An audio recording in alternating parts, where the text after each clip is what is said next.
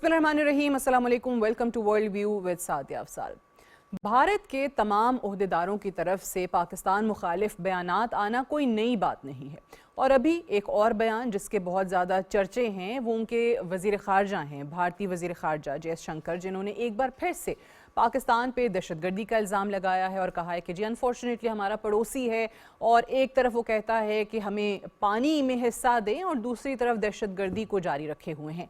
पाकिस्तान ने भरपूर अंदाज में इनके इस बयान को एक बार फिर से रिजेक्ट किया है, उसको मुस्तरद किया है। और मैंने जैसे पहले कहा कि ये कोई पहला बयान नहीं है, लेकिन इस वक्त सूरत हाल ये है कि भारत के अंदर इतनी तमाम तर चीज़ें उनके ख़िलाफ़ जा रही हैं और इतनी एक बुराइयों की आमाजगाह बनती चली जा रही है जिसके चर्चे हम नहीं कर रहे, इंटरनेशनल मीडिया कर रहा है। और इंटरनेशनली अगर आप देखें तो जो आपको ओहदेदार, चाहे वो अमेरिका में मौजूद हैं, चाहे यूरोप के मुख्तलिफ ममालिक में मौजूद हैं, जो उनके अखबारात हैं, वो भी ये करते हुए नज़र आते हैं। आज कुछ काफ़ी अहम चीज़ें हैं जो आपके सामने रखनी हैं भारत के हवाले से। नरेंद्र मोदी और हिंदुस्तान की जो एक हिंदुत्वा शनाख्त है उस पे वॉल स्ट्रीट जर्नल की एक स्टोरी सामने आई है और बाकायदा अगर आप देखें तो उन्होंने चार्जशीट जो है वो पेश की है।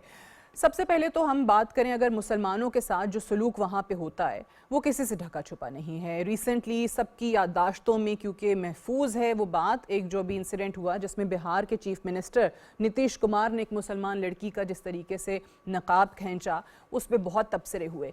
ये पहला मौका है कि वहाँ पे जो ईसाइयों के ख़िलाफ़ पुरतशद्दुद वाक़यात हैं या उनके ख़िलाफ़ जो सलूक हो रहा है उस पे अब दुनिया जागती हुई दिखाई दे रही है। क्रिसमस जो अभी गुजरी है दिसंबर में, उस पे अगर आप देखें भारत के अंदर जो मजहबी इंतहा पसंदी का एक कौमी फ्लैश पॉइंट वो बन गया है। किस तरीके से कि आपको ये वॉल स्ट्रीट जर्नल की स्टोरी के अंदर भी नज़र आता है कि जी जो मजहबी अक़लियतें हैं सभी के साथ बहुत नारवा सलूक रखा जा रहा है, लेकिन जो क्रिश्चियन आबादी है उनके साथ इस किस्म के वाक़यात में इजाफ़ा हो रहा है। मिसाल के तौर पे बताते हैं कि जी इस वक्त 2025 में सिर्फ़ और सिर्फ 706 एंटी क्रिश्चियन वाक़यात वहाँ पे हुए हैं। चर्चेस पे हमले किए गए हैं क्रिसमस की, जहाँ पर जो फेस्टिवल्स जारी थे या फिर जो उनकी अलामतें थी, जो सजावट हुई थी, उनकी तोड़ फोड़ की गई है। और ये कहा जा रहा है कि जी मोदी सरकार दानिस्ता तौर पे डिलिबरेटली वो इस पे खामोश हैं, उनका कोई बयान नहीं आता। फिर जो उनके एंटी कन्वर्जन लॉज हैं अगर उनको आप देखें सो उनका भी बेदरेग इस्तेमाल किया जाता है मजहबी अक़लियतों के ख़िलाफ़, जिसमें क्रिश्चियंस का अब बहुत ज़्यादा ज़िक्र हो रहा है। अभी रिसेंटली हमने देखा कि खालिस्तान मूवमेंट के एक और जो ग्रुप है उनकी तरफ से एक तजवीज़ भी सामने आई थी कि आप जो हैं वो एक क्रिश्चियंस का अलग वतन बना दें। ट्रम्प लैंड उसका नाम उन्होंने तजवीज़ किया था। यूनाइटेड क्रिश्चियन फोरम है और उनके मुताबिक क्रिश्चियंस पर हमले 2014 में 139 हुए थे और अब उससे बढ़ के 2024 में ये 10 सालों का उन्होंने रिकॉर्ड बताया है कि कितना उसमें इजाफा हुआ है कि 834 वाक़यात हो गए हैं। सो एक तरफ ये चीज़ है, दूसरी तरफ भी आपको सुन के हैरत नहीं होनी चाहिए कि भारत की बैरूनी अखबारात में, गैर मुल्की अखबारात में जो इस वक्त तशहीर हो रही है, जो उनको वजह मशहूरी उनकी बनी हुई है वो ये भी है कि वहाँ पे जो H1B वीज़ाज़ हैं, जो अमेरिका जाने वाले लोग हैं, वो किस अंदाज में जाली डिग्रियों के साथ जाली वीज़े बना रहे हैं। एक मैगज़ीन है उनका दी कम्यून और उसी में ये इंकशाफ हुआ है। बाय द वे भारतीय जरीदा है, भारतीय मैगज़ीन है जिसका मैं जिक्र कर रही हूँ। अमेरिका की एक सेंटर है फॉर इमिग्रेशन स्टडीज़, उसकी डायरेक्टर जेसिका वॉन, उन्होंने कहा है कि जी भारत में वीज़ा जारी करने का अमल एक बहुत बड़ा फ्रॉड है। अब ये जो जाली वीज़ाज़ हैं इस पूरे प्रोसेस के अंदर उनके अपने जो पॉलिटिशियंस हैं वो इन्वॉल्व हैं, उनकी तमाम तर पुश्तपनाही और सहूलतकारी इन लोगों को मिल रही है। जाली डिग्रीज़, जाली कवायफ उनको इशू किए जाते हैं और भारतीय मीडिया रिपोर्ट्स के मुताबिक ये भी सुन लीजिए कि जाली डिग्री की कीमत वहाँ पे $1400 रखी गई है और अब तक 36,025 जाली डिग्रियाँ फ़रोख्त हो चुकी हैं। अब ये अमेरिका में हो रहा है। अमरीकी सेंटर फॉर इमिग्रेशन स्टडीज़ जो है वो इस चीज़ का इंकशाफ कर रहा है कि किस तरीके से इसमें पुलिस, पॉलिटिशियंस, تمام لوگ، پوری ایڈمنسٹریشن جو ہے وہ یہ کام کر رہی ہے. اور H1B ویزا پہ، امریکی ویزا پہ ابھی ریسنٹلی آپ نے دیکھا بھی جو امریکہ کی طرف سے پالیسی چینج ہوئی اور اس کی جو فیس ہے اس کو بڑھایا گیا، تو اس کے بعد اس چیز کے اندر زیادہ تیزی آ گئی ہے. تو یہ تمام تر چیزیں ہیں، یکے بعد دیگرے ایک لمبی فہرست ہے جو کہ انڈیا کے مختلف جو وہاں پہ اس وقت کمیاں ہیں، جو کجیاں ہیں، جو ان کی شارٹ کمنگز ہیں، جو وہاں پہ برائیاں ہیں، ان کی نشاندہی کرتی ہوئی نظر آتی ہے. لیکن اس کے باوجود وہاں کے عہدیدار جب بھی بات کرتے ہیں پاکستان پہ دہشت گردی کا الزام لگاتے ہیں. ریسنٹلی وزیر خارجہ نے ایک بار پھر سے لگایا. اسی پہ ذرا بات کرتے ہیں. ایئر کموڈور ریٹائرڈ خالد چشتی صاحب ہمارے ساتھ موجود ہیں، renowned security and defence analyst. بہت بہت شکریہ چشتی صاحب فار جوائننگ اس. سب سے پہلے تو فرمائیے گا، وزیر خارجہ نے ایک بار پھر سے بیان دیا پاکستان نیبر ہے، انفارچونیٹ ہے، دہشت گردی ہو رہی ہے، پانی میں شیئر مانگتے ہیں. سو یہ تمام تر چیزیں کتنا کور اپ کر سکتی ہیں ان کے ملک موجود برائیوں کو؟ بہت شکریہ میں سعدیہ، آپ نے انوائٹ کیا. دیکھیے، صرف ملک کے اندر نہیں، ان کو باہر بھی بہت زیادہ کوریج چاہیے، کیونکہ ٹریڈیشنلی جس انڈیا کو ہم سارے جانتے تھے آلموسٹ کئی دہائیوں سے، اور خاص طور پر مئی 2025 سے پہلے ہندوستان، امریکہ، یورپ، امریکہ سارے ملکوں کے ساتھ بہت زیادہ ایک ریلیونٹ ملک تھا. اور ظاہر ہے جب بھی ہندوستان کا ذکر ہوتا تھا، کیونکہ ان ملکوں کی بائیلیٹرل بہت زیادہ انٹرسٹ تھی ہندوستان کے ساتھ، ٹریڈ کی بھی، اکانومی کی بھی، ڈپلومیٹک بھی، تو ہمیں دیکھا کہ ہندوستان کو ہمیشہ پریفر کیا جاتا تھا، اور چاہے سچائی پر مبنی ہو یا جو بھی ہو، ان کے بیانیے کو زیادہ آسانی سے پینٹریشن یا ایک کنوکشن مل جاتی تھی یورپ اور امریکہ میں. اس کے بعد مئی میں ہم نے دیکھا جو کچھ ہوا، ہندوستان نے خاص طور پر پہلگام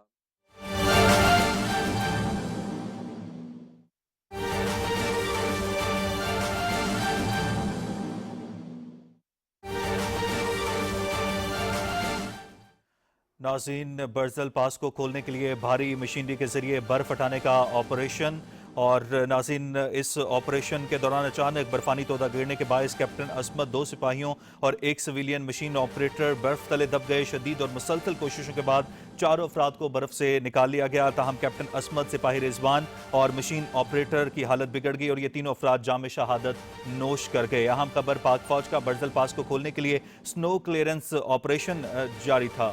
اور برزل پاس کھولنے کے لیے سنو کلیئرنس آپریشن کے حوالے سے آپ کو اپڈیٹ کر رہے ہیں. اور اس آپریشن کے دوران اچانک برفانی تودہ گرنے کے باعث کیپٹن عصمت، 2 سپاہیوں اور 1 سویلین مشینری آپریٹر PWD برف تلے دب گئے. شدید اور مسلسل کوششوں کے بعد 4 افراد کو برف سے نکال لیا گیا. تاہم کیپٹن عصمت، سپاہی رضوان جن کی عمر 32 سال اور رہائشی اٹک کے تھے، اور مشین آپریٹر عیسیٰ جو کہ استور کے رہائشی تھے، ان کی حالت بگڑ گئی اور تینوں افراد جام شہادت نوش کر گئے. ان افراد نے انتہائی سخت موسمی حالات میں افواج کی آپریشنل نقل و حرکت کو یقینی بنانے کے لیے ایک مشکل آپریشن کی قیادت کرتے ہوئے عظیم قربانی دی. ان کی قربانی اور فرض سے وابستگی اس امر کی واضح گواہی ہے کہ پاکستان کی مسلح افواج کے تمام رینکس مادر وطن کے دفاع کے لیے پرعزم ہیں اور فرض اور مقصد کی خاطر اپنی جانوں کا نذرانہ پیش کرنے سے دریغ نہیں کریں گے. برزل پاس کو کھولنے کے لیے بھاری مشینری کے ذریعے برف ہٹانے کا آپریشن، علاقے میں اپنی افواج کی آپریشنل نقل و حرکت کو ممکن بنایا جا سکے. برف ہٹانے کے اس آپریشن کی قیادت کیپٹن عصمت کر رہے تھے جن کی عمر 28 سال تھی اور لاہور کے رہائشی تھے.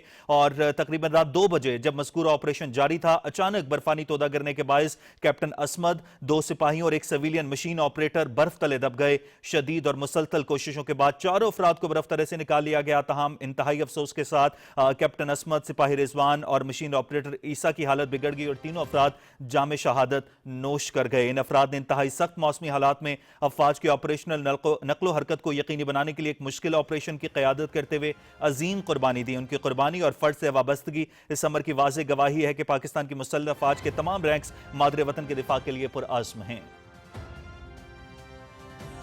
ناظرین، برزل پاس کو کھولنے کے لیے بھاری مشینری کے ذریعے برف ہٹانے کا آپریشن کیا گیا، علاقے میں اپنی افواج کی آپریشنل نقل و حرکت کو تاکہ ممکن بنایا جا سکے. جبکہ برف ہٹانے کے اس آپریشن کی قیادت کے دوران عظیم سپاہی انہوں نے جام شہادت نوش کیا. نیوز اسٹوڈیو سے فی الوقت اتنا ہی.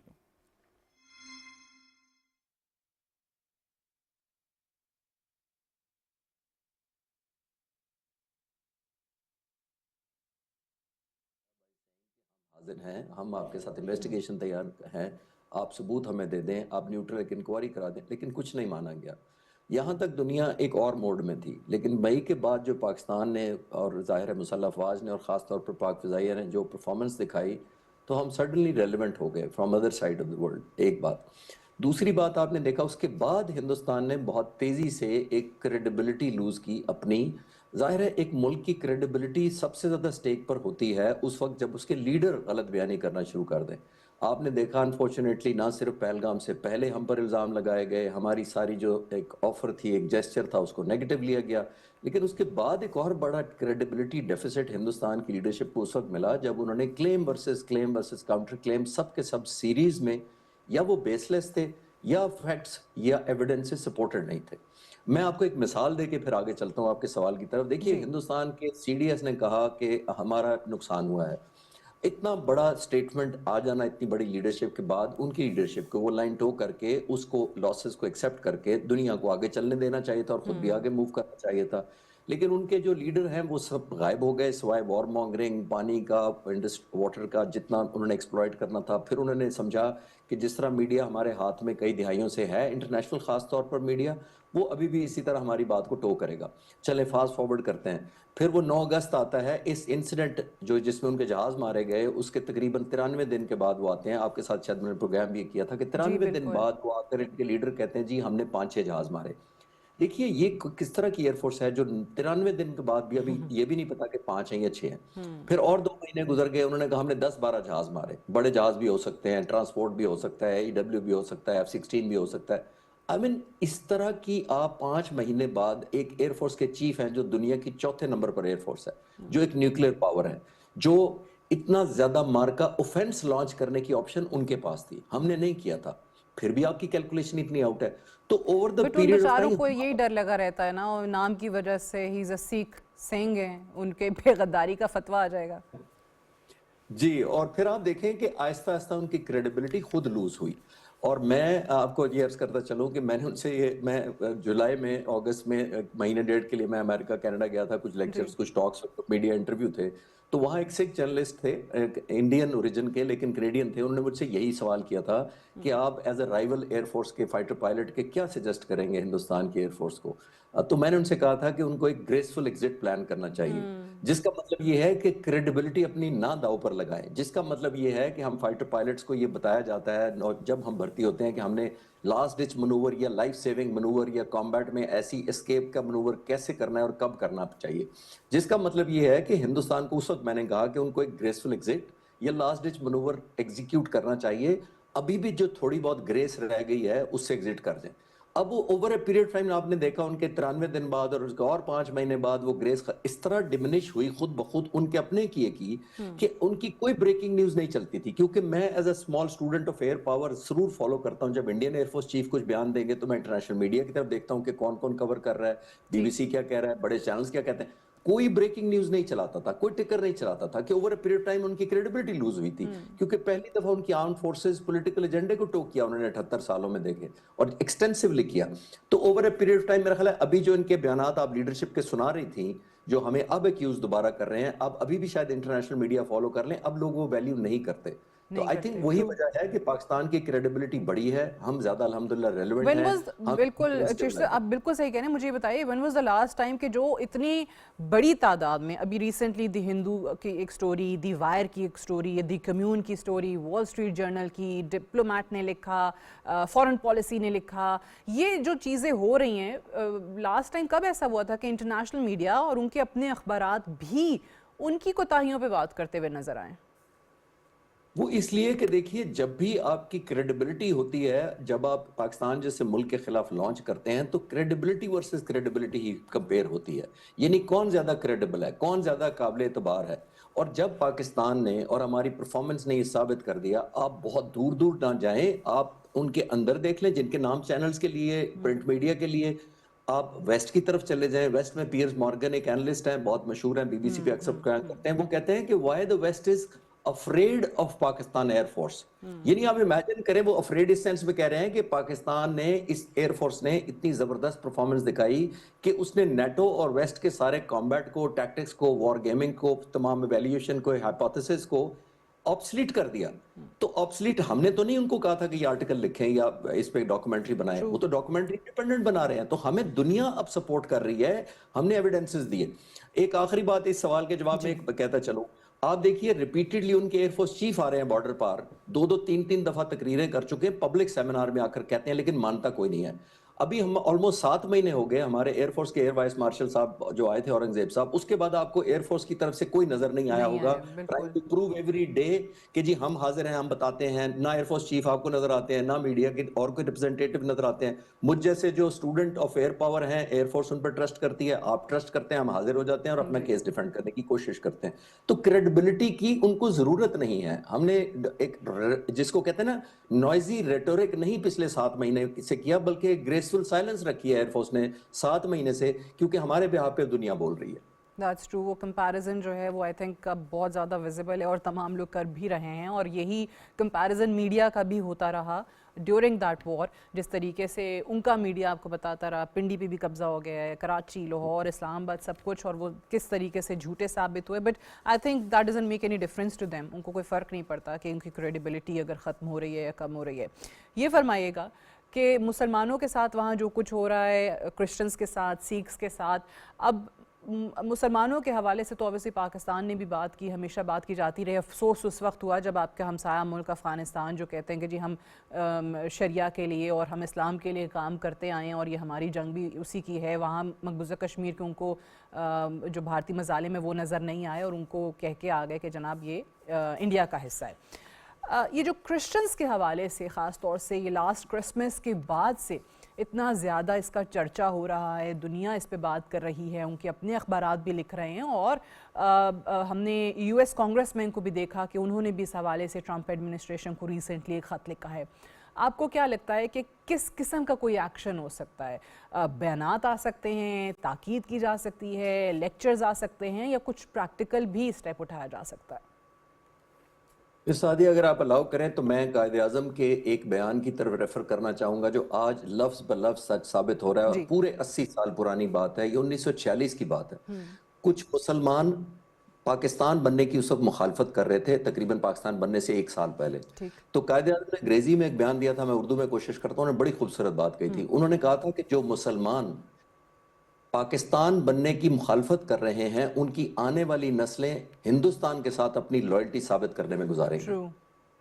आप जरा विजुलाइज करें, ये मुसलमानों की बात कर रही थी, ये वो हमारा लीडर था जिसने इतने साल पहले ये सेंस कर लिया था कि ये आने वाली नस्लें इनसिक्योर रहेंगी। और कल मैं देख रहा था जो इनके सुपरस्टार शाहरुख खान है, उनको कहा जा रहा है कि आपने बांग्लादेशी स्पोर्ट्समैन या क्रिकेटर क्यों डाला है अपनी टीम में, इसको निकालें ताकि हम आपको और ऑप्शंस देते हैं। विजुलाइज कर रहे हैं कि अब किस तरह रियलाइज, ये तो कहते थे टू नेशन थ्योरी को हमने खत्म कर दिया है, तो टू नेशन थ्योरी को तो हिंदुस्तान खुद एवरी डे बेसिस पे रिवाइव कर रहा है कि बिल्कुल वैलिड थी।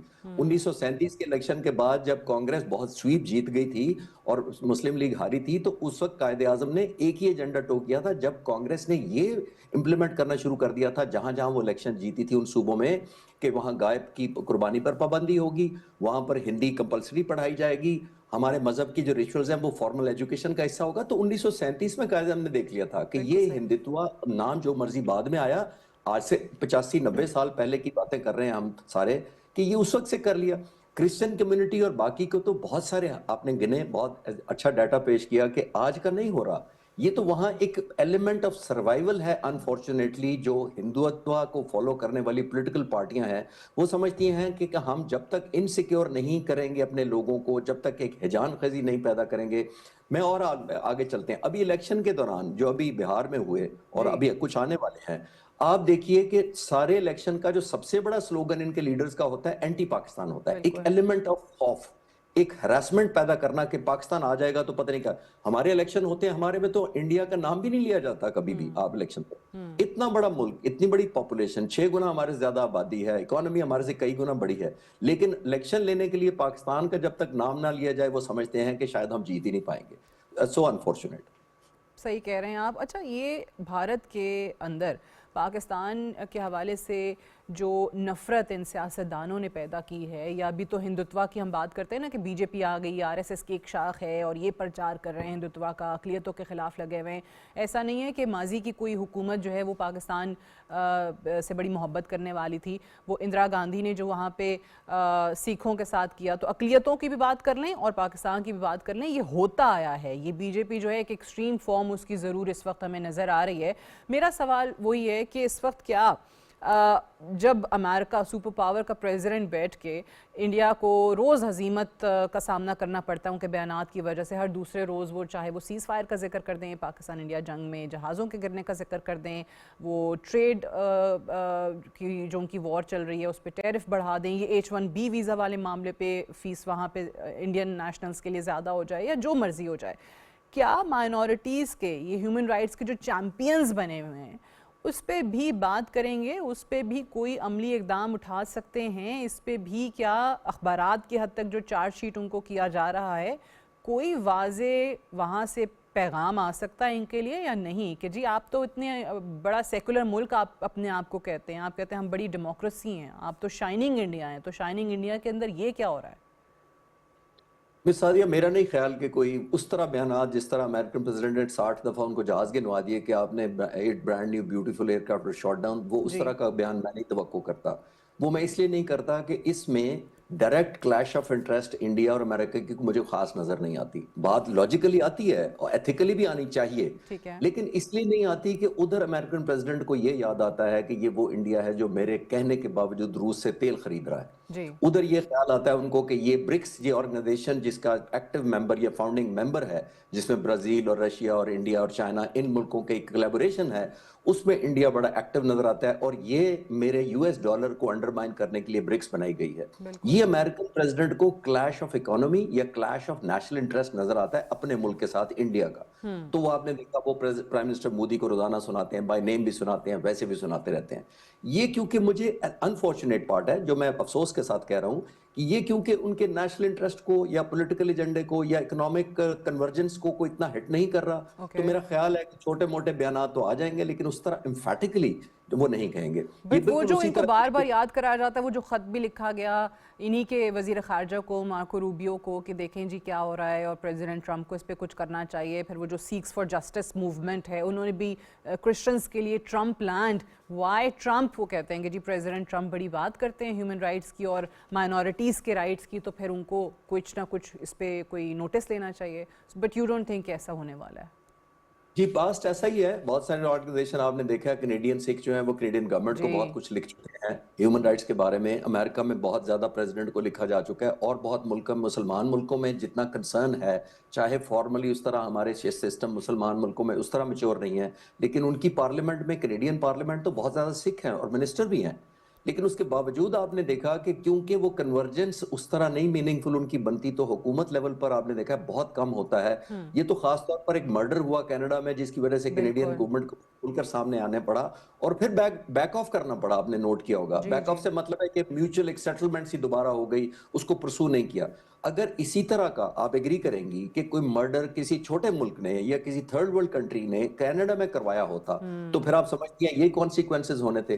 وہاں انہوں نے کہنا تھا کہ ہم بہت we come back very harsh on you, وہ ہونا تھا. لیکن اب کیونکہ کمپرومائز ان کو کرنا پڑا، انڈیا کی اکانومی بہت بڑی ہے، میوچل انٹرسٹ بہت زیادہ ہیں، تو اس کے بعد آپ نوٹ کر رہے ہیں کہ بیک برنر میں ڈال دیا گیا مرڈر کیس کو، جس کو کینیڈین گورنمنٹ نے خود کہا تھا کہ سکھوں کو مروانے میں Indian formally as a state involved ہے، ناٹ سم کرمنل، لیکن اس کے باوجود بیک آف کرنا پڑا یا کروا دیا گیا جس طرح بھی.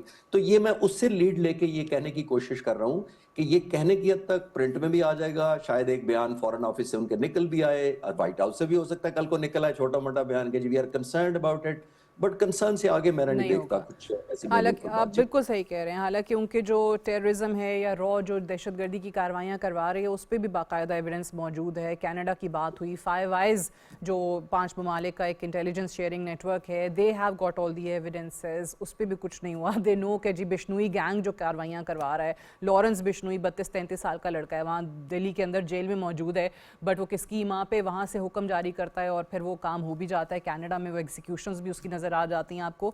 مجھے یہ بتائیے کہ جو بھارت کے حوالے سے ہم بات کر رہے ہیں کہ جی روسی تیل کا معاملہ آیا, پریزیڈنٹ ٹرمپ نے غصہ نکالا ٹیرف بڑھا کے یا ان کو کہہ کے کہ جی آپ فوری طور پہ بند کر دیں. وہ چاہتے ہیں کہ ان سے ڈیفنس اکوپمنٹ یا کوئی ڈیفنس ڈیل جو ہے وہ وہاں پہ ہو جائے. روس کہتا ہے کہ جی ہم سے آپ اپنا ڈیفنس کی ضروریات پوری کریں.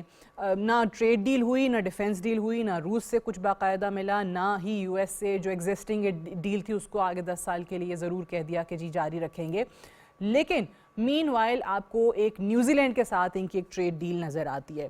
اس کو آپ کس طریقے سے دیکھتے ہیں؟ کیونکہ نیوزی لینڈ کے اندر اس پہ بہت کرٹیسزم آ رہا ہے کہ آپ نے ان کو تمام ان کی پروڈکٹس کے لیے مارکیٹ جو ہے وہ دے دی ہے اور اس پہ کوئی ڈیوٹیز نہیں لگائی ہیں, جبکہ وہ 80% آف آر پروڈکٹس ان پہ ٹریڈ جو ہے وہ ٹیرف فری یا ڈیوٹی فری ایکسپورٹ کی یا امپورٹ کی بات کر رہے ہیں. آپ نے کیوں ان کو یہ ایکسیس دی ہے؟ تو آپ کو کیا لگتا ہے کہ اس کے بھی کچھ چانسز ہیں کہ نیوزی لینڈ سے اس کرٹیسزم کے بعد اس کو تبدیل کرنا پڑ سکے؟ سعدیہ, آپ کے جواب سے پہلے میں تھوڑا سا پریزیڈنٹ ٹرمپ پہ کہنا چاہوں گا کہ عام طور پر دوسرے ملکوں میں یا باقی دنیا میں لوگ سٹیٹسمین ہوتے ہیں جی جو حکومت کرتے ہیں یا پاور میں آتے ہیں یا الیکشن جیت کر صدر یا وزیر اعظم بنتے ہیں, وہ سٹیٹسمین میں ان کو کہتا ہوں. لیکن پریزیڈنٹ ٹرمپ ایک بزنس مین ہے, وہ ایک کاروبار سمجھتے ہیں. اور دونوں میں کیا فرق ہے ان کا میں پہلے ایکسپلین کر کے آپ کے جواب کی طرف آتا ہوں. دیکھیے, جب سٹیٹسمین ہوتا ہے یا پولیٹیشین ہوتا ہے, وہ نیگوشیٹ کرتا ہے, وہ آپ کی نیشنل انٹرسٹ کا بھی حساب رکھتا ہے, اپنی نیشنل انٹرسٹ کا بھی, وہ کنورجنس ڈھونڈتا ہے, وہ کامن گراؤنڈ ڈھونڈتا ہے, وہ لوگوں کا بھلا ڈھونڈتا ہے. لیکن جب بزنس مین ہوتا ہے وہ ڈیل ڈھونڈتا ہے. وہ کہتا ہے کہ میرے ساتھ جب ڈیل کرو گے تو تمہارا یہ فائدہ, میرا یہ فائدہ. تو ابھی تک آپ دیکھ لیں, یہ پچھلا ٹینیور ان کا اٹھا کے دیکھ لیں 4 سال کا پریزیڈنٹ ٹرمپ کا, وہ بھی یہی تھا. وینزویلا میں اس وقت بھی پریشر تھا جس کی ہم بات نہیں آج ہم کر رہے ہیں, لیکن آج بھی یہی ہے. ابھی بھی آپ دیکھیے ان کی ساری ایگریمنٹ دنیا میں لیفٹ یا رائٹ ہونے کا ان کا اپنا کنورجنس ہے. اور جیسے میں نے کہا کہ وہ ڈیل کے طور پر آفر کرتے ہیں کہ اگر تم میرا یہ کام کر دو تو میں تمہیں یہ انسینٹیو دینے کو تیار ہوں. یوکرین کو بھی انہوں نے یہی کہا کہ تمہیں یہ جہاز دے دیں گے تو ہماری بات مان جاؤ. رشیا کو بھی انہوں نے یہ انسینٹیو دیا. چائنا کو بھی تھریٹ کرنے کی کوشش کی, tariff just like a business deal کہ ہم اتنا کریں گے. جب دیکھا کہ چائنا کے بغیر ہمارا گزارا نہیں ہے تو بیک آف کر گئے. تو وہ سلیکٹیولی, چاہے وہ نیوزی لینڈ ہو, New Zealand is just one example. اور اگر آپ ان کو, میں نے اتنے 7-8 مہینے میں یا آلموسٹ سال ہونے والا ان کو جب سے پاور میں آئے ہیں, وہ صرف ڈیل کرتے ہیں, انسینٹیوز دیتے ہیں فار سیلف اور دی ادر پارٹی. وہ اصول یا لاز یا بائی لاز یا اس طرح کے ایتھکس موریلٹی نہیں دیکھتے کہ کاروبار میں, وہ صرف کاروبار کے پوائنٹ سے دیکھتے ہیں. میں چھوٹی سی ایگزامپل وینزویلا کی دے دیتا ہوں. دیکھیے, وینزویلا کہتے ہیں کہ دنیا کا سب سے بڑا آئل ریزرو اس کے پاس ہے, 300 بلین بیرلز کے ایسٹیمیٹڈ ہے. لیکن وہ ڈاؤن دی ارتھ ہے, وہ نکالا نہیں جا رہا. وہ امریکہ کو نظر آ رہا ہے. وہ اس لیے نظر آ رہا ہے کہ چائنا وہاں کود پڑا ہے. اس نے پچھلے سال ہی فروری میں ہی آلموسٹ 500 ملین بیرل جو تھا, وہ 500,000 بیرل جو تھا وہ نکالا تھا, وینزویلا سے لے کے گیا تھا, اس کو ویپن دیے تھے اور اس سے آئل لینا شروع کر دیا تھا. یہ امریکہ کو پسند نہیں آ رہا کہ چائنا اتنی دور سے آ کر, آلموسٹ میرے 2,500 کلومیٹر دور فلوریڈا سے وینزویلا ہے, اور میرے قریب آ کر چائنا اپنے فٹ ہولڈ یہاں کیسے کر رہا ہے. تو آپ دیکھیں اس کی پنشمنٹ وینزویلا کو مل رہی ہے کیونکہ چائنا کو نہیں دے سکتے.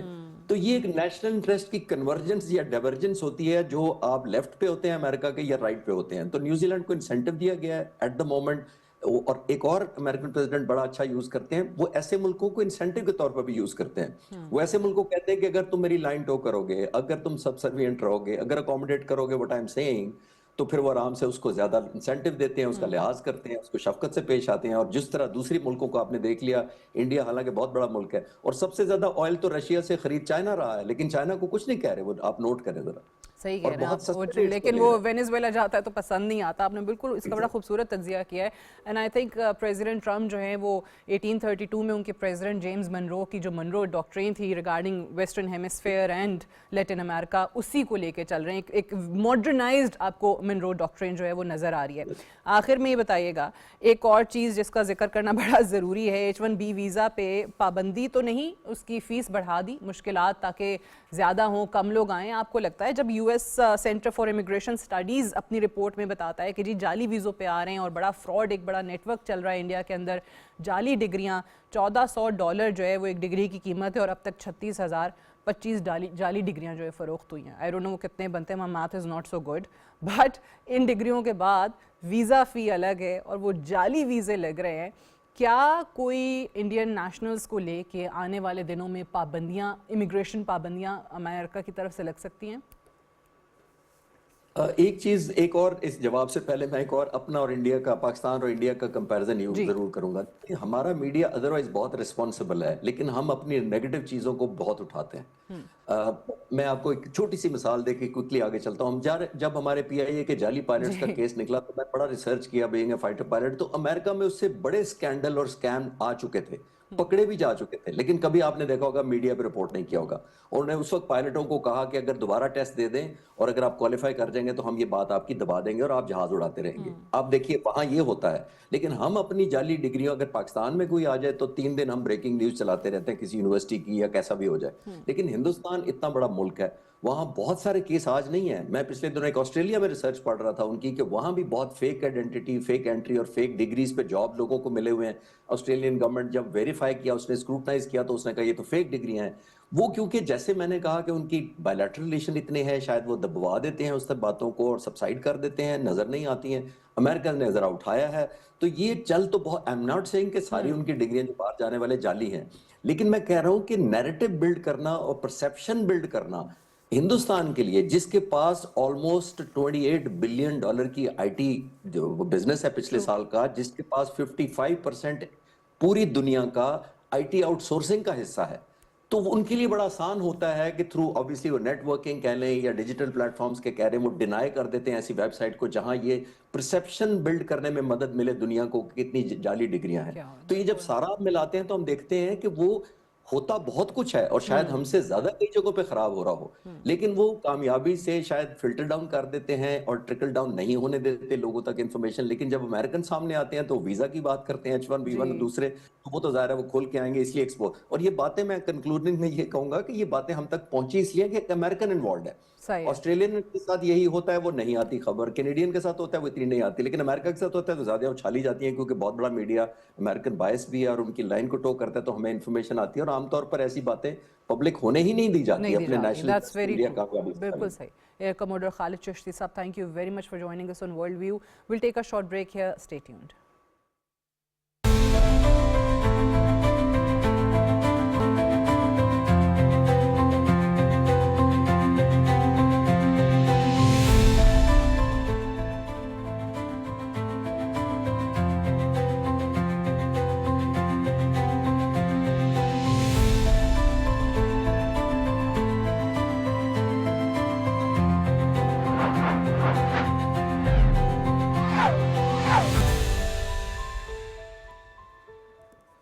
Welcome back to world view with Sadia Afzal. New York शहर के अंदर 34 साला ज़ोहरान ममदानी ने बाकायदा तारीख तब्दील की कि वो न्यूयॉर्क के पहले मुस्लिम मेयर बने।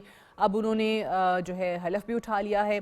इनका जो मुकाबला हुआ वहाँ के अरबपति सरमायाकारों के साथ, और उनके मुकाबले में अगर आप देखें तो वाकई ऐसे लोग थे जिन्होंने billions and billions of dollars जो है अपनी कैंपेन में और सिर्फ ममदानी को हराने के लिए खर्च किए, लेकिन ज़ोहरान ममदानी जो हैं वो कामयाब रहे। अब उनके आपको इक़दामात भी नज़र आ रहे हैं कि सबसे पहले उन्होंने जो साबिक मेयर थे न्यूयॉर्क के, उनके जितने भी फैसले थे उन सबको सस्पेंड कर दिया, सबको उन्होंने मनसूख कर दिया है। 2 नई टास्क फोर्सेस जो हैं वो भी बना ली हैं। अब ज़ोहरान ममदानी जो कैंपेन में इनका स्लोगन रहा है, बहुत लोग कहते हैं कि जी बहुत ओवर एम्बिशियस स्लोगन्स के साथ आए थे। अब उसमें वो रेंट फ्रीज़ की बात करते हैं, वो उसमें फ्री पब्लिक ट्रांसपोर्ट की बात करते हैं। कितना मुमकिन हो सकेगा डिलीवर करना उनके लिए? बल्कि आजकल तो एक वो विजुअल्स भी चल रहे हैं जिसमें उनकी मुलाकात हुई एक पाकिस्तानी खातून से और बड़ी उन्होंने तारीफ़ की उन खातून ने ज़ोहरान ममदानी की, और एक मुसलमान मेयर के आने के बाद वो किस तरीके से न्यूयॉर्क के शहरियों के दिल तब्दील करने में कामयाब हुए हैं उसका भी बड़ा जिक्र हुआ। और वो खातून भी और ज़ोहरान ममदानी मेयर न्यूयॉर्क वो भी आप दीदा हो गए थे। लाहौर शहर की खूबसूरती की भी बड़ी उन्होंने तारीफ़ की। एनीवे पहले तो ये देखने की कोशिश करेंगे कि जी ममदानी साहब जो हैं वो कितना डिलीवर करने में कामयाब होंगे, और ख़ास तौर से जो इनका वर्किंग रिलेशनशिप या कैंपेन के दौरान हमें जो एक रिफ्ट नज़र आई थी इनकी और प्रेसिडेंट ट्रंप की, बाद में मुलाकात भी हो गई थी और दोनों ने कहा कि न्यूयॉर्क के शहरियों के लिए मिल के काम करेंगे। सो वो वर्किंग रिलेशनशिप इन फ्यूचर कैसा नज़र आ रहा है? اوور آل اگر آپ دیکھیں تو پاکستان اور یو ایس دونوں کے تعلقات کے لیے 2025 ایک ایسا سال تھا کہ جس میں باقاعدہ کہا جا رہا ہے کہ بہت تعلقات کو بحال کرنے والا یا پاکستان کی ساکھ کو بحال کرنے والا یہ سال تھا. ہمارے ناصر رہے ہیں یو ایس میں رضوان شیخ صاحب، ان کی طرف سے بھی یہی کہا گیا کہ جی 25 میں مثبت رجحانات دیکھیں پاکستان اور امریکہ کے تعلقات نے، اور 2026 ایک ایسا سال ہوگا جس میں باقاعدہ آپ کو ریزلٹس ڈیلیور ہوتے ہوئے دکھائی دیں گے. اس پہ بات کرتے ہیں. We are joined by Dr. Munawwar Hussain صاحب who is an expert on international relations. بہت بہت شکریہ ڈاکٹر صاحب for joining us. سب سے پہلے تو بتائیے گا، سوشل میڈیا تو اس وقت زہران ممدانی ہر وقت آپ کو انہی کے کوئی نہ کوئی فوٹیج، انہی کی کوئی نہ کوئی تقریر کہیں کی نظر آ جاتی ہے. ان کی اوتھ کے آج کل ویژولز چل رہے ہیں، پھر اس کے بعد کے اقدامات پہ بڑے تبصرے ہو رہے ہیں. آپ کو کیا لگتا ہے کہ can he keep that momentum as a mayor? جتنا مومنٹم کیمپین میں نظر آیا، جتنا مومنٹم ابھی ان کے فیصلوں پہ بات کرتے ہوئے نظر آ رہا ہے، لانگ ٹرم آپ کس طرح دیکھتے ہیں؟ پہلے تو سب سے پہلے سعدیہ بہت شکریہ، آپ نے اپنے پروگرام میں مدعو کیا.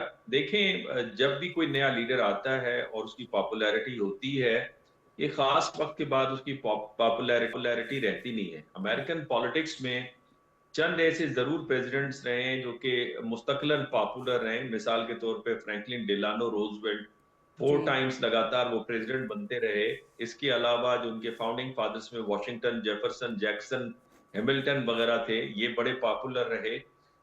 اس کے علاوہ آپ کو یاد ہوگا پریزیڈنٹ ریگن ریپبلکنز کی طرف سے، وہ بڑے پاپولر رہے. ایون پریزیڈنٹ کلنٹن اپنی خاصیتوں کی وجہ سے وہ پاپولر رہے، گو کہ ان کے اوپر مونیکا کا کیس بھی چلا.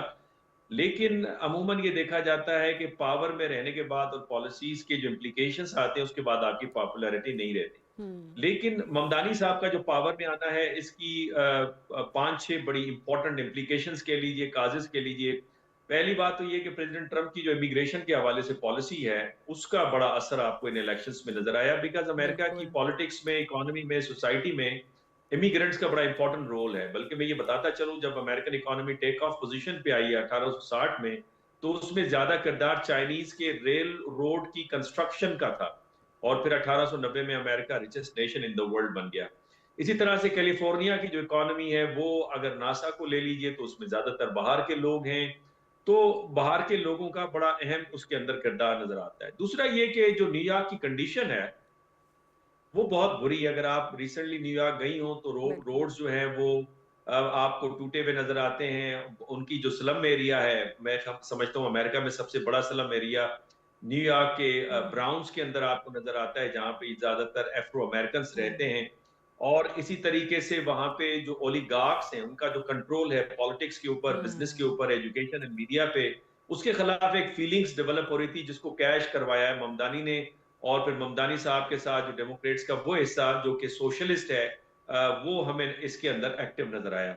تیسرا یہ کہ اینٹی اسرائیل فیلنگ بڑی عام تھی، اور ہم نے دیکھا کہ خود امریکہ کے اندر بڑا شارپ ری ایکشن نظر آیا. یوتھ میں 90+ لوگ سمجھتے تھے کہ اسرائیل کو ختم کر کے فلسطین کے حوالے کر لے. خود ڈیموکریٹس کے اندر بڑی تعداد اسرائیل کے خلاف ہمیں نظر آئی، ان کی فیلنگز. اور پھر یورپ کے اندر بھی ہم نے دیکھا کہ وہاں پہ تقریباً جو مسلمان ہونے کا ریشو ہے وہ 400% بڑھ گیا، جو کچھ غزہ میں ہوا اس کے ری ایکشن میں. تیسرا امپورٹنٹ جو فیکٹر مجھے نظر آیا وہ ینگسٹرز کا ہے. پوری دنیا میں ینگسٹرز بڑے آپ کو ایکٹیو نظر آئے، اور پھر جنریشن زی کی بات ہمیں نظر آئی. مثال کے طور پہ آپ سری لنکا، نیپال، بھوٹان کے علاوہ پھر یورپ کے اندر بھی دیکھیں کہ وہ بہت زیادہ ایکٹیو نظر آ رہے ہیں. تو ممدانی صاحب ان ینگسٹرز کو ریپرزینٹ کرتے آئے، تو لہٰذا ممدانی صاحب جو امریکن پالیٹکس اور نیو یارک پالیٹکس کے اندر چھا گئے. Last but not the least میں یہ سمجھتا ہوں کہ خود امریکہ جو ہے یہ ہمیشہ ڈائنامک رہا ہے. اگر آپ اس کی ہسٹری کو دیکھیں، یہ کبھی بھی اسٹیٹک نہیں رہا. اور امریکہ وہ ہے جہاں پہ جس کو کہتے ہیں ریگس ٹو ریچز، جو بھی آتا ہے وہ امیر بنتا ہے، اس کو ایکول چانسز ملتے ہیں. اور پھر آپ نے دیکھا کہ پریزیڈنٹ ریگن بھی باہر سے آئے، ہالی ووڈ میں گئے، پھر پریزیڈنٹ بنے. اسی طرح سے ارنالڈ شیورٹزناڈزے جو ہیں وہ ایک ہمارے سامنے بڑی مثال ہیں، کس طرح سے وہ باڈی بلڈنگ سے ہالی ووڈ موویز میں گئے اور کس طرح سے پالیٹکس اور پھر گورنر بنے.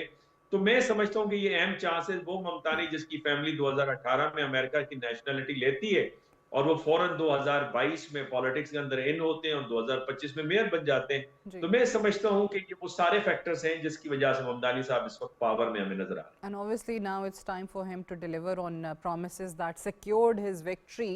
ये बताइए, जैसे हम कह रहे हैं कि जी फर्स्ट डेमोक्रेटिक सोशलिस्ट बन गए हैं, डेमोक्रेटिक जो जमात के लोग हैं उनके कुछ के तो बयान आता है, मिसाल के तौर पे हिलरी क्लिंटन का बयान आया, बराक ओबामा ने बगैर नाम लिए मुबारकबाद दी थी उस वक्त जब ये जीते थे।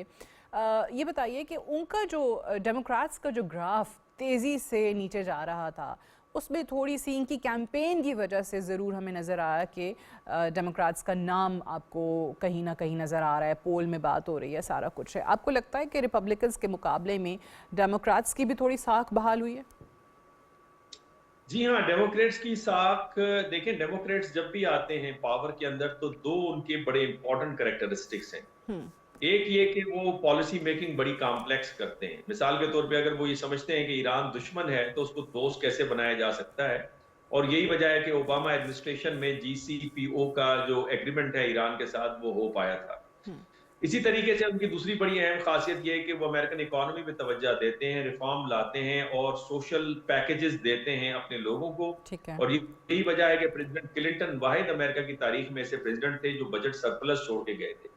और तीसरा इंपॉर्टेंट उनका कैरेक्टरिस्टिक्स ये है कि वो ओलिगार्क्स यानी बिजनेसमैन जो हैं उनके खिलाफ जा रहे होते हैं, और स्पेशली वो जो वॉर इंडस्ट्री से कनेक्टेड हैं उससे जरा वो अवॉइड करते हैं, सोशल पैकेजेस देते हैं, हेल्थ के ऊपर, एजुकेशन के ऊपर तवज्जो देते हैं, मल्टीलैटरल अप्रोच लेकर आगे चलते हैं। तो जो अमेरिकन आइडियलिज्म है वो हमेशा प्रमोट होती है डेमोक्रेट्स के थ्रू, और अमेरिकन जो रियलिज्म है वो रिपब्लिकन्स के जरिए से आगे बढ़ती है। जिस तरह आज आपने देखा कि वेनेजुएला के अंदर जो स्पेशल ऑपरेशन किया गया, जहां पे उनके निकोलस मोडोरो को कैप्चर किया गया वाइफ समेत, उसके बाद उसकी तस्वीर को रिलीज किया गया कि ये हमें चाहिए था, हम इसके But why, Dr. Saab, we all thought कि जो लास्ट अभी नेशनल सिक्योरिटी स्ट्रैटेजी 2025 आई है, प्रेसिडेंट ट्रंप खुद अनाउंस कर चुके हैं कि जी वो तो जंगे रुकवाने के हामी हैं। हमें तो ये लग रहा था सबको कि नेशनल सिक्योरिटी स्ट्रैटेजी 2025 के तहत ये प्रेसिडेंट ट्रंप की एडमिनिस्ट्रेशन ने फैसला किया है कि वो दुनिया में जंगे शुरू करवाने से या जंगों का हिस्सा बनने से दूर रहेंगे। Then why this? देखें, इसमें सादिया बहुत सारी चीजें। पहले तो ये कि इस दफा प्रेसिडेंट ट्रंप का लग रहा था कि उनकी कहावत में और पॉलिसी में और एक्शंस में कोई कंट्राडिक्शन नहीं होगी, लेकिन अब कंट्राडिक्शन नजर आ रही है। उन्होंने कहा था कि वो कहीं भी इंटरवीन नहीं करेंगे, वो दुनिया में जंगे खत्म करेंगे, वो मुख्तलिफ रीजन से अपने आप को निकालेंगे और अपने मफादात किसी न किसी रीजनल चैंपियन को देंगे। ये उसके बरखिलाफ है। अलबत्ता जो मोनरो डॉक्ट्राइन की उन्होंने बात की, जिसके तहत वो वेनेजुएला के अंदर गए, और उसके पीछे एक और भी बड़ी इंपॉर्टेंट वजह है, बिकॉज अमेरिकन इकोनॉमी $38 ट्रिलियन का इस वक्त डेफिसिट और कर्जा फेस कर रही है। उससे निकलने के लिए उनको ऑयल चाहिए, उनको कॉपर के, गोल्ड के और रेयर अर्थ मिनरल के रिजर्व्स चाहिए, और हमें मालूम है कि वेनेजुएला का जो ऑयल है वो बड़ा इंपॉर्टेंट है और दुनिया के सबसे बड़े जखायर वहां पे मौजूद हैं। और फिर वो एंटी अमेरिकनिज्म अपने बैकयार्ड में अफोर्ड नहीं कर सकते। अब मेरे इस हवाले से दो हंचेस हैं।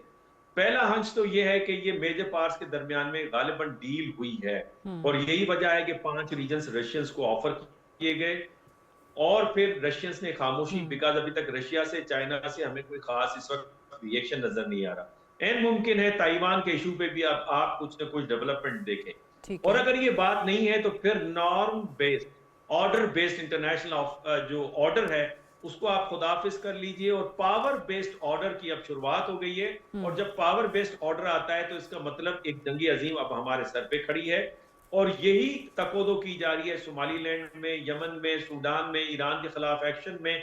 मैं समझता हूं कि इस वक्त मुख्तलिफ फ्रंट्स गर्म हो जाएंगे, और अगर ये सूरत हाल होती है तो मल्टीलैटरलिज्म और जो इंटरनेशनल इंस्टीट्यूशंस हैं उनका खुदा हाफिज है, और न चाहते हुए भी जो मेजर पावर्स हैं उस सूरत में उनको अब जंग में कूदना पड़ेगा। आपको लगता है कि ये जो किरदार है वो ज्यादा वाज़ेह जो कुछ अभी हो रहा है, जो इंडिकेशंस मिल रही हैं, सारे के सारे प्री रिक्विजिट्स हैं जो कि पूरे हो रहे हैं for another world war? Doctor Munawwar Hussain साहब, thank you very much for joining us on world view. Will take a short break है। ब्रेक से वापस आएंगे तो आप देख सकेंगे हमारा एडिटोरियल सादिया's टेक।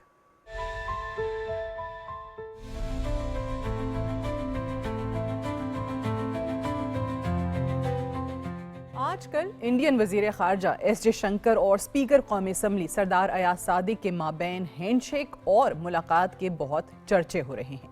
हर कोई अपना अपना तज्जिया पेश कर रहा है। कोई कह रहा है कि हैंडशेक इस बात की दलील है कि दोनों ममालिक के माबैन पहला अहम सफारती राब्ता हुआ है और हालात बेहतरी की जानिब जा सकते हैं। किसी की राय है कि दोनों सरबराहान बांग्लादेश की साबिक वज़ीर आज़म खालिदा ज़िया की वफ़ात के बाद ताज़ियत के लिए एक कमरे में मौजूद थे और मुलाकात की कोई ख़ास अहमियत नहीं है, सिर्फ एक रस्मी अलग सलग थी। हाँ, हैंडशेक इस हद तक अहम ज़रूर हो सकता है कि इससे कबल इंडियन मेन, विमेन और फिर अंडर 19 क्रिकेट टीम के खिलाड़ी पाकिस्तानी खिलाड़ियों से हाथ मिलाने से इनकार कर चुके हैं। इसलिए ये हैंडशेक एक खबर बन गया है। ना सिर्फ लोकल बल्कि इंटरनेशनल मैगजीन्स ने भी इसे खूब कवर किया और बात की जाने लगी कि दोनों ममालिक में तलखियां कम होने लगी हैं। लेकिन सवाल पैदा होता है कि आया ये हैंडशेक इस बात का गमाज है कि दोनों ममालिक के ताल्लुकात में तलखियां कम हो रही हैं? नहीं, ये कहना दुरुस्त नहीं होगा। हमारे सामने दोनों ममालिक के माबैन ताल्लुकात की एक तवील तारीख है और किसी सूरत ये नहीं कहा जा सकता है कि इंडिया तलखियां कम करना चाहता है। आज भी इंडियन इंटेलिजेंस एजेंसीज प्रॉक्सीज को इस्तेमाल करते हुए पाकिस्तान को अदम इस्तेहकाम का शिकार करने की कोशिश में मसरूफ हैं। पाकिस्तान के साथ बढ़ती हुई कशीदगी के पीछे भी इंडियन इंटेलिजेंस एजेंसीज और इंडियन दफ्तर खारजा का किरदार सबसे अहम रहा है। आज हम जो पाकिस्तान मुखालिफ अफगानिस्तान देख रहे हैं, इस सब के पीछे भी दिल्ली का किरदार है। दिल्ली की अशीरबाद से अफगान तालिबान दहशतगर्द ग्रुप्स को पनाह दे रहे हैं, उनका दिफा कर रहे हैं और कई माह गुजर जाने के बावजूद अफगान तालिबान के रवैये में कोई तब्दीली नहीं देखी जा रही, क्योंकि इन सब के पीछे चेहरा और डॉलर्स दिल्ली के ही हैं। हाँ, ये कहा जा सकता है कि इंडिया हमेशा से दहशतगर्द ग्रुप्स को सपोर्ट करता रहा है, लेकिन अगर ताल्लुकात में बेहतरी की तरफ कोई पहला कदम देखना हो तो इसके लिए ज़रूरी है कि हम ये देखें कि दिल्ली हुकूमत ने क्या पाकिस्तान की बाबत फैसले किया है। अभी तक हमारे सामने कोई ऐसा एक्शन नहीं है जिससे हम बेहतरी की तरफ पहला कदम गर्दान सकें।